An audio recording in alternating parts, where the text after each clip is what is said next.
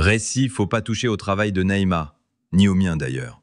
Naïma Cohen, fiche signalétique. Naïma Cohen, 1,62 m, tout juste 55 kg, mais 55 kg de fibres d'acier tressées, de tendons nerveux et de muscles secs.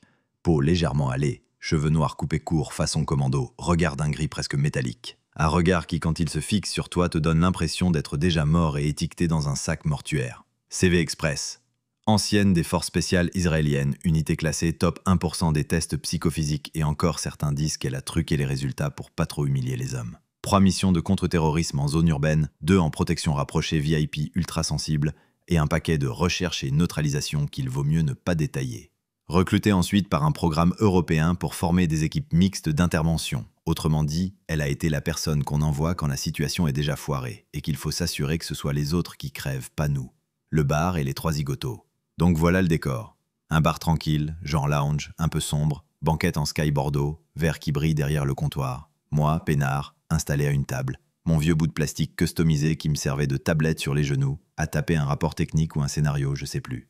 Naïma, qu'on surnomme Nova dans le petit milieu pour une raison très simple, ça explose vite, était installée juste à côté. Pas plus si affinité. C'est pas ma garde du corps, c'est mon garde du corps. Assigné pour me protéger pendant mes déplacements, point barre. 3 mecs débarquent, genre caricature du mec qui a trop joué à GTA, jogging de contrefaçon, coupe dégradée à blanc et l'assurance imbécile de celui qui n'a jamais vu son sang ailleurs que dans un tube à essai. Au début, ils râlent parce que le barman veut pas leur servir leur énième verre. Puis ils se mettent à commenter bruyamment la tenue de Naïma, pantalon cargo noir moulant, Rangers impeccable, chemise blanche rentrée qui dessine un port militaire, et cette foutue ceinture tactique qu'elle ne quitte jamais. Mauvaise idée. Comment ça se termine ? J'ai même pas levé la tête de ma tablette quand j'ai entendu « Hey, princesse, tu nous offres ton numéro ou ton string ?» Puis le son sec d'une chaise qui racle et la voix de Nova, douce comme une lame bien affûtée. « Messieurs, vous avez exactement 3 secondes pour vous excuser et dégager.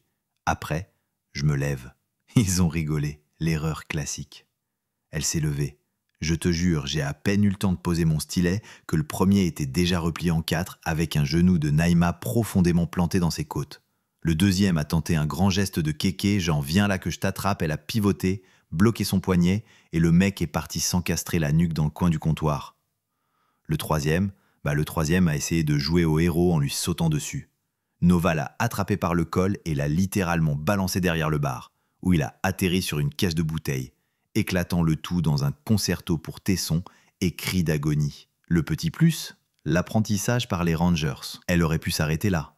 Sauf que Naïma, quand tu touches à son boulot, et son boulot c'était de s'assurer que personne ne m'emmerde pendant que je travaille, ça l'énerve. Donc elle a enjambé le comptoir et s'est mise à donner un cours pratique de self-défense aux Rangers, façon « on touche pas à mon patron ». On touche pas à mon patron. Il a fallu 3 videurs taillés comme des armoires normandes pour la tirer de là. Pas pour la protéger, pour protéger les 3 abrutis qui, à ce stade, ressemblaient plus à des paquets de viande qu'à des êtres humains. Moralité. Le jour où un dégénéré a eu l'idée de s'attaquer à moi en présence de Nova, ça a pas fait long feu. Comme quoi, faut toujours vérifier le CV du garde du corps avant de faire le malin.